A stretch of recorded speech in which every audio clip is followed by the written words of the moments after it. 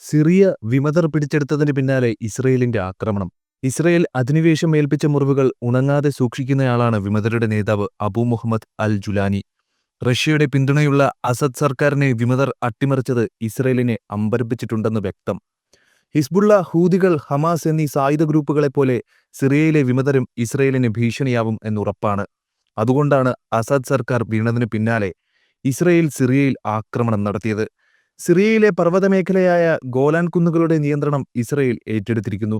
1974 വെടിനിർത്തൽ കരാർ നിലവിൽ വന്നതോടെ ഗോലാൻ കുന്നുകൾ സിറിയയുടെ നിയന്ത്രണത്തിലായിരുന്നു.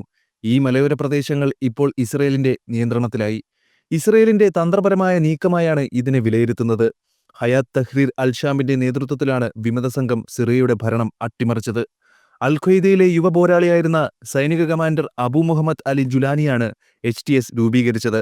സിറിയയിലെ ആയുധശേഖരം വിമതരുടെ കയ്യിലെത്തുന്നത് തടയാനാണ് ഇസ്രയേൽ ആക്രമണം നടത്തിയതെന്നാണ് വിവരം. സിറിയയിലെ ആയുധ സംഭരണ കേന്ദ്രങ്ങൾ ഇസ്രയേൽ ബോംബിട്ട് തകർത്തു എന്നാണ് റിപ്പോർട്ട്. സുവൈദയിലെ കൽക്കലാഹ വ്യോമതാവളത്തിലെ ആയുധശേഖരങ്ങൾ, ദാര ഗവർണറേറ്റിലെ സൈനിക കേന്ദ്രങ്ങൾ, ഡമാസ്കസിലെ മെസ്സെ വ്യോമതാവളം എന്നിവിടങ്ങളിലാണ് തിങ്കളാഴ്ച പുലർച്ചെ ആക്രമണമുണ്ടായത്.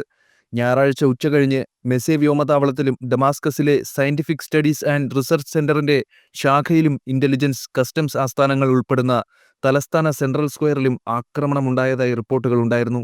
അസദ് ഭരണകൂടത്തിന്റെ പതനത്തെ തുടർന്ന് സിറിയയിലെ ആയുധശേഖരങ്ങൾ തങ്ങൾ നിരീക്ഷിച്ചു വരികയാണെന്നും ഹിസ്ബുള്ളയ്ക്കോ ഇസ്രയേലിന് ഭീഷണിയാകുന്ന മറ്റേതെങ്കിലും ഘടകങ്ങൾക്കോ അവ ലഭിക്കുന്നത് തടയാൻ പ്രവർത്തിച്ചു വരികയാണെന്ന് ഇസ്രയേൽ പ്രതിരോധ സേന പറഞ്ഞു.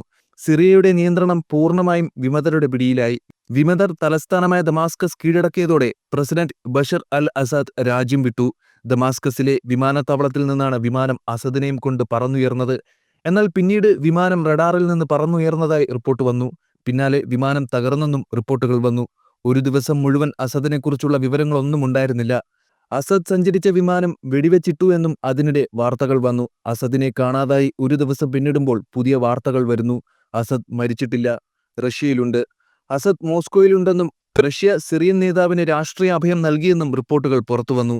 ഇക്കാര്യം റഷ്യൻ മീഡിയ സ്ഥിരീകരിച്ചിട്ടുണ്ട്. അസദും കുടുംബാംഗങ്ങളും റഷ്യൻ തലസ്ഥാനത്ത് എത്തിയതായി TSS ന്യൂസ് ഏജൻസി റിപ്പോർട്ട് ചെയ്തു. മാനുഷിക കാരണങ്ങളാൽ റഷ്യ അസദിന് അഭയം നൽകിയെന്നും വാർത്താ ഏജൻസി അധികൃതരെ ഉദ്ധരിച്ച് റിപ്പോർട്ട് ചെയ്തു. സിറിയയിലെ പ്രതിപക്ഷ നേതാക്കളുമായി ആശയവിനിമയം നടത്തിയ ശേഷമാണ് അസദിന് റഷ്യ രാഷ്ട്രീയ അഭയം നൽകിയത്. അതിനുശേഷമാണ് അസദ് ഭരണകൂടത്തെ വർഷങ്ങളായി നിലനിർത്തിയ റഷ്യ അസദ് മോസ്കോയിലെത്തിയ വിവരം പുറത്തുവിട്ടത്.